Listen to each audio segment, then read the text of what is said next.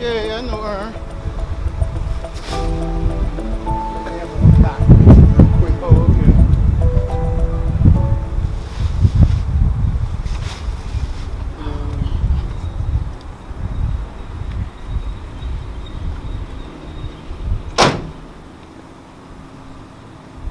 I'm glad we got somebody in town that got the feed, you know?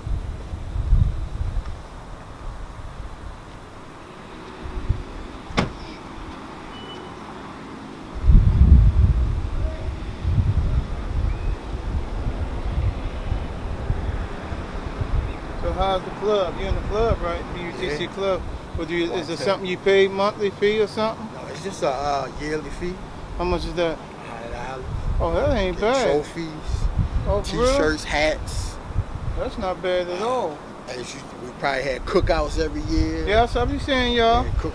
I be like, they're all right. I've been following y'all at least a few years now. Yeah. I know Charles Moody reached out to you, buddy of mine. Yeah. We live around the same area. Welcome to come join. All right, I'll check you out. All right, make sure you're right.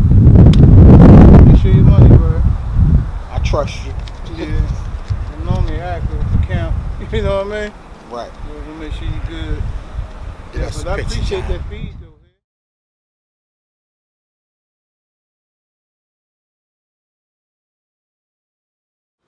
I think pigeons, it's nothing like it, this kind of hobby. I also find that people who fell in love with pigeons in their earlier age, it sticks with you. Yeah, oh yeah, it always yeah. Will. I had guys over the years, this is my 21st year. December will be 21 years that because I would do it off and on when I can, when I felt like it, whenever. 21 years straight. But this was since 03 till now. But you did it longer than that. But I did, right. But I did it off and on, a few years here, 1 year here, 6 months here, stuff like that. But this is the 21st year. That's awesome. Yeah, I had guys come here, man, and tell a story all the time. Whether it be the trash truck driver, somebody, the roofer, some kind of body want to come and start talking about birds. I ain't seen nobody with a bird. Hey, It's a lot of little that they know. It's a lot of guys, of guys still love birds and still trying to, be into birds. Absolutely. I like to make this known while we're having this great conversation is that unlike a lot of other cities, Philly, New York, brothers in, I guess, LA, brothers in Detroit, all over, Baltimore has been doing this for a long time. And it's been in the States for years. I mean, let's face it, the homing pigeon is an old time bird, from Belgium to Germany. But Baltimore, and this is one of the reasons why I'm excited about doing the story with B.u.t.c. is that this been preserved for a long time. Yeah, be interested in it. Like a lot of guys will get their sons, and they'll be into it, and hopefully they'll keep doing it when they get older. Maybe not, but I think when we was coming up, we saw it and we were magnetized. We were magnetized to it. These kids, they doing other things, and they just. I've been trying to get them. I've been trying to get them for years. They just don't want to. They don't like to be dirty. Number one, they don't want no dirt on them. Some of them, and some of them just into other mess. So it's hard to get the young guys to do it now. It's work and it's discipline to it. So you gotta be ready to work. You gotta be. You can't be lazy and want to do it sometime. But there's some older guys that do it sometime now, and they just don't know much about just do it for basically to get the birds to come back. Come back, yeah. That's it, yeah. So how long have you been in B.u.t.c. and some of the wonderful experiences you had with B.u.t.c.? Since it started, since 2010. Okay. But I haven't been having a lot. The thing is the camaraderie with the guys, just hanging out with them, talking crap, and that's a wonderful part of it. Yeah, talking about just that. But as far as me flying, I haven't had so many Hawks and Falcons that came in since the 70s and 80s. Used to let you just do what you want to do with the birds. The Hawks, they kind of like own the sky. Pretty much out there now. Yeah, they kind of own the skies right now, and it's hard. So right here in this area, for years I haven't had no luck really in flying, like for time or anything like that. Mm-hmm. So I would train birds every year, but it basically turned into my own enjoyment because trying to stay here and just keep going and training over and training. Once the hawk cut them, kill them, or whatever, I just didn't have the in me to do it like that. I still kept them. I still love the birds. I still mess with the birds, but trying to stand out here and they just constantly killing them. I kind of backed off the competition. But a lot of, and those the guys are the real heroes because they keep on going and keep trying and keep trying and keep trying and keep trying. It's hard, man. It's very, very hard. But I still kept the birds. I still tried it for myself. I still would do whatever, So yeah.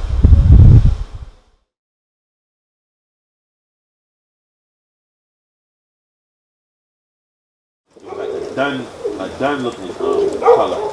Okay. Red ash ball. Mine are real light silver. You know what I mean? Let me ask you this quick question. Yeah. So when it comes to breeding these birds, right? And it comes to like far as type, right? When you want to get a specific type, do the hens dictate type or the cock dictate type?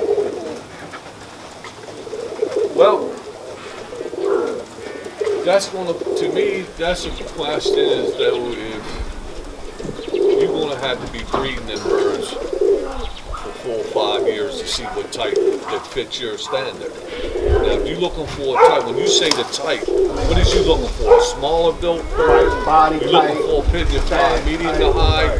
You know what I mean? Well, that's why I say you take a family like this man did, and you start breeding them. And right now he's starting to identify what's what with the cross of Sterlings and one of them and this and that. And that's the determination that you'll have to make when you breed whatever you're going to breed out of. Hold on. So where the one? You got the one? That's Because see, look, here you go right here. This what I got at home. There they go. Yeah. The white with the black and gray in it. Yeah. There they go. So this bird, matter of fact, this bird is second round from that bird. Okay. They only throw this color almonds. These color almonds came from crosses. So that's how my birds look at home. So let's say 2 of these mothers look like that, but a little bit more white in them. So matter of fact, they moved out this year. They got a little bit more black and green in them. So that's how I can tell where that would come from, because it comes from their parents, because they only throw that color. These colors came from. The few things that I really like about the check pigeons is number one, they're good flyers.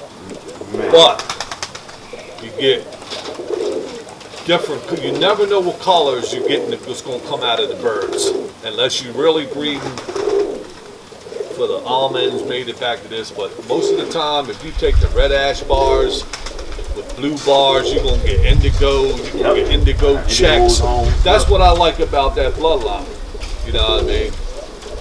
And I said something to another guy that if you went back in time and you look at the Levettes that Dick Seabridge had, his birds used to have multiple colors. You know, grizzle, dun, you have blue checks, you know. But the walks, you're gonna get the white flights, you know. Real food check. I ain't got that color yet though. Yo, What you got? no, I was just showing them. And a little bit I lost it though. Oh yeah. Trainer, man. all There you go. these birds You are got white related flight. through a hen. One Every hand. last one of these birds is related through a hen, not a cock. So all of them, the hens of each one of these birds are pure strand to these birds right here. But I will tell you this from my experience with racing and flying gentlemen.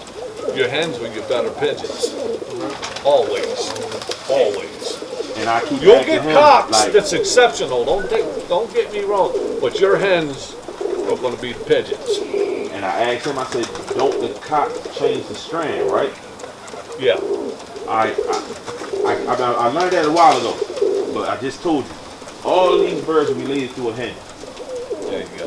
The hen is a pure, I say pure strand because they came off of their parents.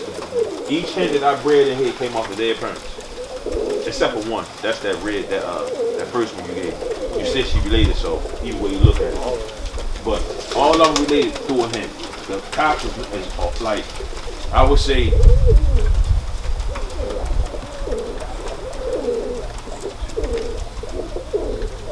so it's 4 different cocks in there. Got them young, at least 4.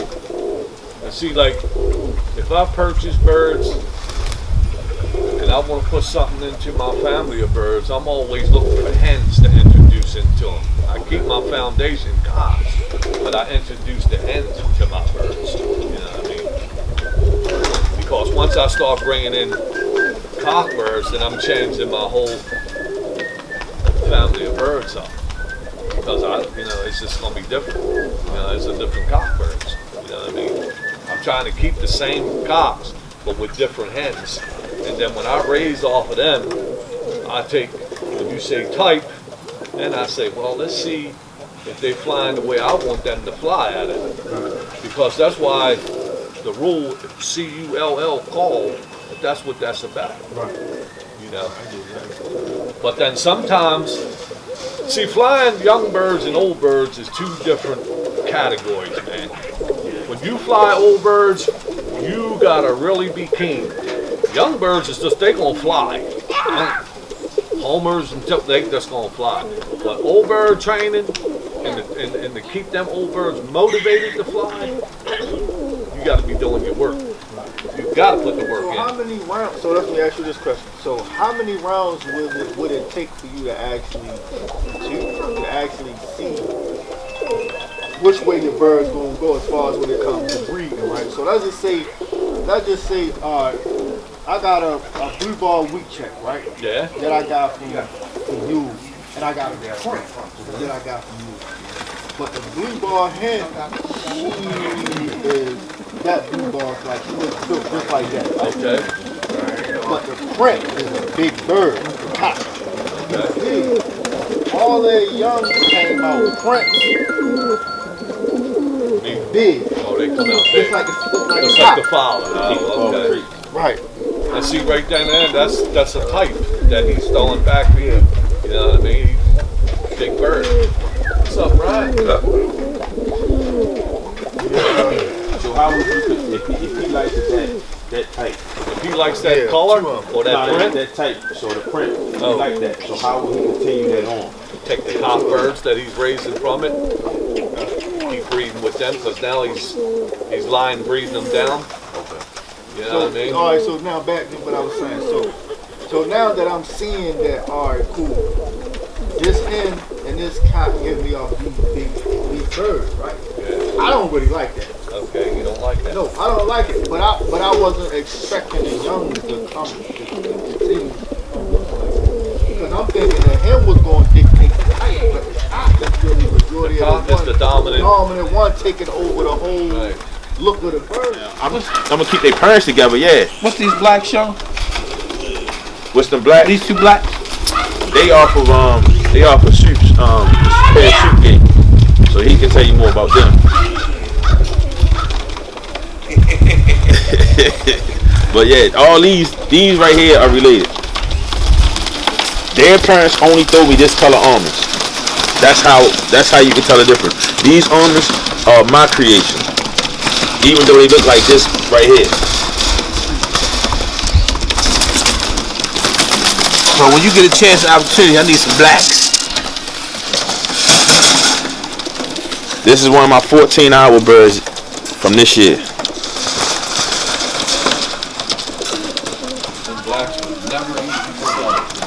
Yeah.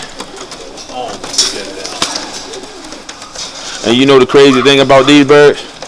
Them Synads and them fucking Gordon Hugheses, man, they bounce off the goddamn cages.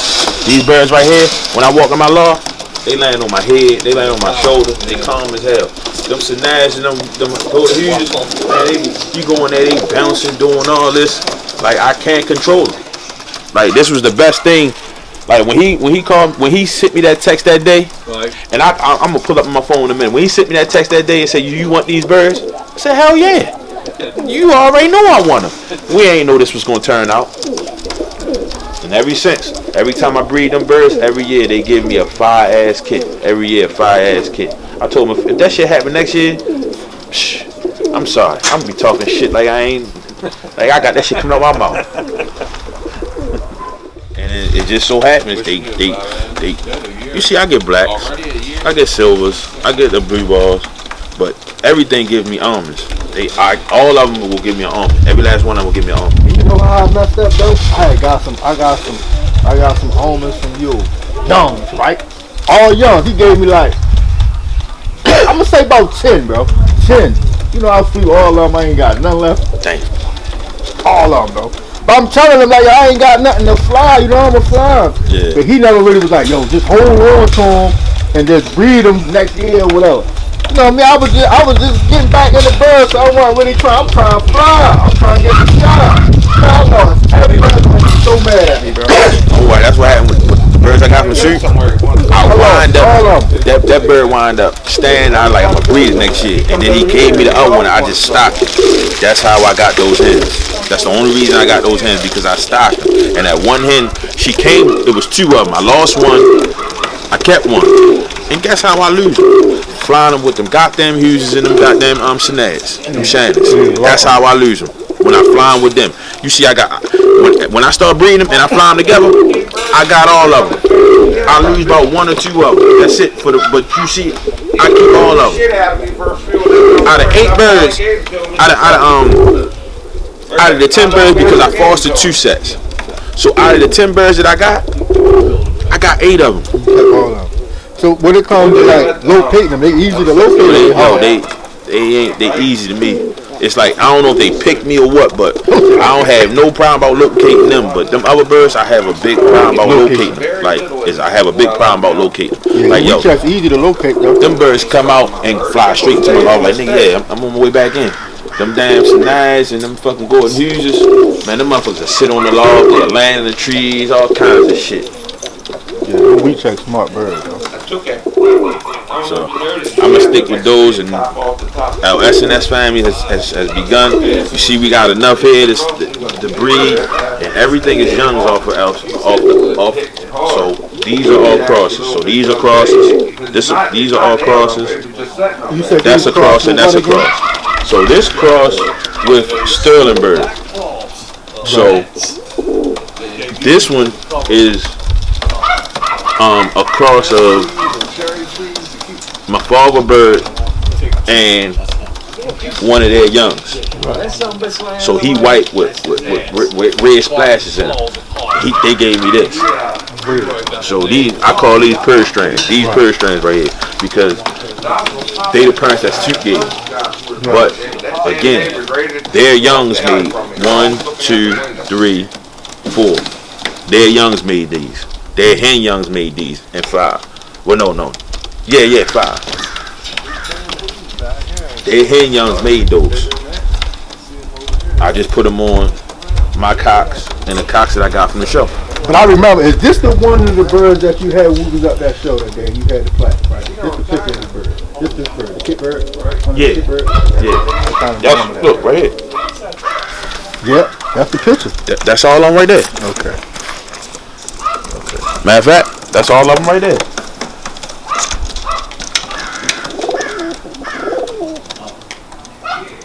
So that's that kit right there.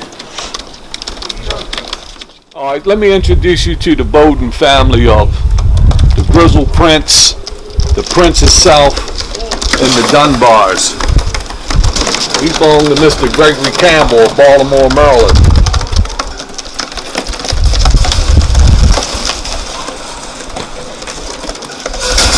I personally never flew the Bowden strain. They're kind of like a longer winged bird. Also like in the face, so the beak is a little longer to me, but all in all, they handle pretty nice. Can you collaborate on this, Cheese, how they fly? Have you flew these I haven't Bowdens? personally flown them straight myself at all. Okay. I just started crossing them this year. I don't really favor them. What you crossing with? I put them into my family bird. So basically, the Bowdens was imported not to be flown as a straight bird, period, anyway.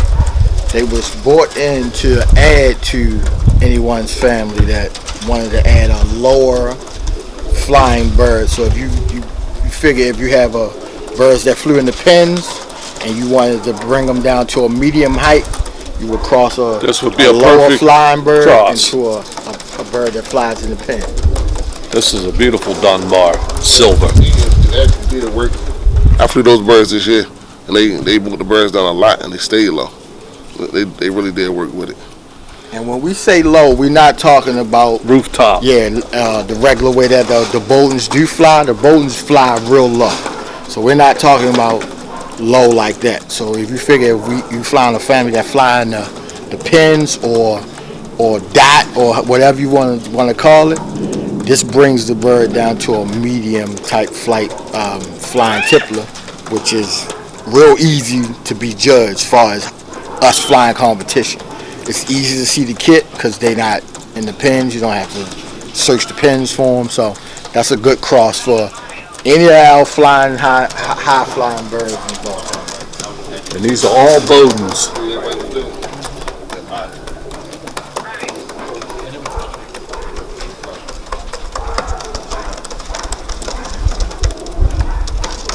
Beautiful family of birds. Work best. Yeah, it's gonna take time. Yeah, that's what I'm doing. It's spring, man. Me having a break for 3 years or so really helped me. For real? Yeah, just playing with the Playing birds. with 'em, right? Yeah, Right. not flying with competition, not focusing on nothing but just flying birds.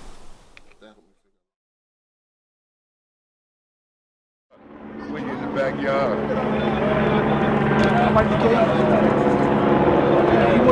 Oh, okay. I'm gonna hang out. He wants you to forget it.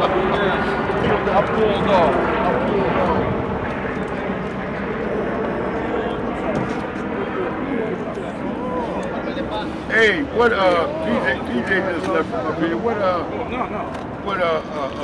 August up in the backyard? When you're in the backyard.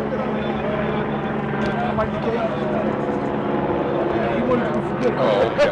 I'm gonna hang out. He wants you to forget it.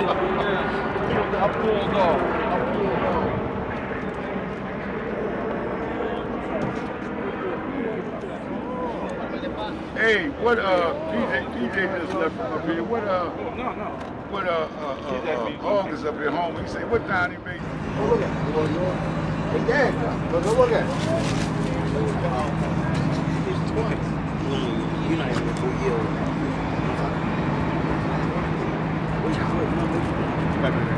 Almost there, about you get one free building.